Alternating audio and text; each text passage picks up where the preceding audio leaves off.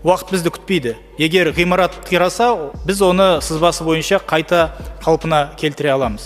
Ал егер бүгін соңғы жыршы, шежіреші, немесе қобыз жасаудың ерекше техникасын білетін, кигіз басудың көне тәсілін білетін соңғы шебер дүниеден өтетін болса, бұл білім әрине мәңгілікке жоғалады. Ауылдағы жалғыз қария ғана білетін күй, шебермен бірге кететін өнер дағдылары, ұмытыла бастаған ырым-тыйым, мұның бәрі ұлттық біргеліктің, тіпті қажет десеңіз ұлттық қауіпсіздіктің мәселесі.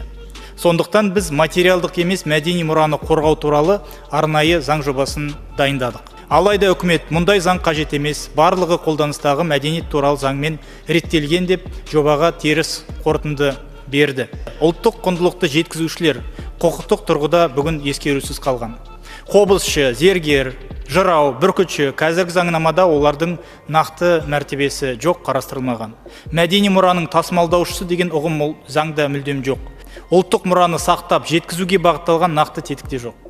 Енді басқа елдердің тәжірибесін қарайық. Мысалы, Жапония бар, әлде Оңтүстік Корея. Осы құндылықты жеткізуші азаматтарды осы мемлекеттерде танып, оларға тірі ұлттық қазына деген арнайы мәртебені беріп, оларға мемлекеттік стипендия осы мемлекеттер төлейді. Жапония мен Оңтүстік Кореяда. Ал Өзбекстан мұра жеткізушілерге тұрақты жәрдемақы бекітті. Қытай, Қырғызстан, Әзербайжан, Ресей арнайы заң қабылдады. Ал біз болсақ арнайы заңды әлі қабылдамай, қолдамай отырмыз.